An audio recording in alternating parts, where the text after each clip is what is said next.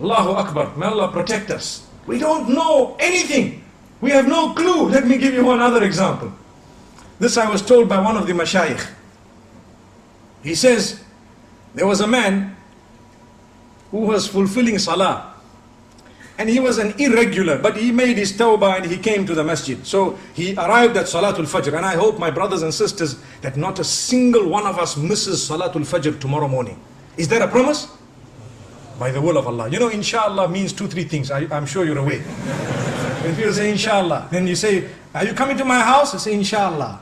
Then when they don't come, you say, did I say yes? I just said inshallah. You got to say yes, inshallah. So are we ready tomorrow morning, Fajr? And the other 4 salahs as well. MashaAllah. Not just Fajr. Okay. So this man walks in for Salatul Fajr and he's standing. And the Imam starts reading Surah Al-Baqarah. Okay. He reads Surah Al-Baqarah. And it's a nice long surah. You know, Surah Al-Baqarah is very long. So this man is standing and he's thinking, hey, this Imam is reading long. Now, one of the cries of the masjid, my beloved Imams who lead the salah, do not over lengthen your salah. Stick to that which is sunnah. And understand it and realize that when you lengthen your salah, sometimes you are discouraging the weak ones behind you from coming for the next salah.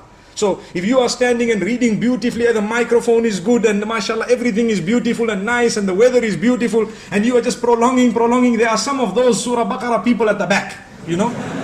So you need to remember they are still a bit weak, you know. So that is one of the cries of the masjid is, you know, calm down, cool it a little bit. Maybe you rather read a bit shorter so they come back. And we don't want to read quick in a way that we are insulting Allah. You know, Taraweeh time in the house of Allah, many of the Imams, they read like a Concorde. That's why they have stopped the Concorde now. Do you know that? Concorde is blocked, banned, finished, no more. All of them that are still there, they are just in museums because it's too fast. We have Concorde Salah. Alhamdulillah. What is that? Yeah, what is that? You are insulting Allah subhanahu wa ta'ala. Rather read short and clear than to read long and unclear, an insult to Allah. Who said you have to finish the Quran? To finish the Quran is a sunnah which is very great, but not at the expense of speed, never ever. Remember that. And this I am addressing us as Imams who lead in the masjid. People say, I went and I listened to the whole Quran. That man used to finish Taraweeh in 10 minutes. Ah, what did you hear? You just heard the humming of a bee, that's all. Like a sound of a mosquito coming to your ear. And that's all you knew. May Allah protect us.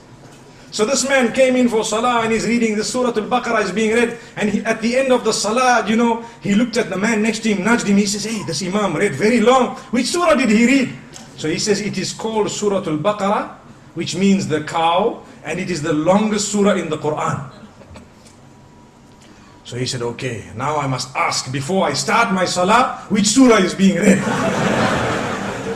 So Al-Baqarah was very, very long. So now he came for Salatul Maghrib, the poor fellow, and he started Allahu Akbar. So Imam finished Waladhalin and he starts Alam tara kayfa fa'ala rabbuka bi ashabil fil. So this man nudges the other one and says, you know what, before you start, what surah is this? He says, this is the elephant, Al-Fil. So that man says, if Baqarah was so long, I'm sure Fil must be even longer. Let me go away. My brothers and sisters, remember, this is the attitude and mentality of some of the public because they are weak. So he says, no, this is one of the shortest surahs in the Quran. The reason I'm saying this, many reasons, there are many benefits for all of us. But one of them is, we have not yet made an effort to know the surahs and their meanings. That is why we do not achieve the sweetness within the salah. I have had occasions where I have led personally some long salawat of Salatul Fajr, and some people have come to me and told me, Sheikh, you should have read even longer, the meaning was so powerful. Subhanallah, that is the type of statement we need.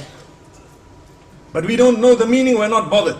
Like I always say, we've studied so many books in order to achieve all those ology degrees we spoke about moments ago. But we haven't studied the one book of Allah subhanahu wa ta'ala, nor have we studied the sunnah of Muhammad sallallahu alayhi wa sallam. It requires an effort, it requires dedication, it requires time off work, it requires a lot. You have no guarantee that you will live to old age when you can do that. So let's do it as soon as we can.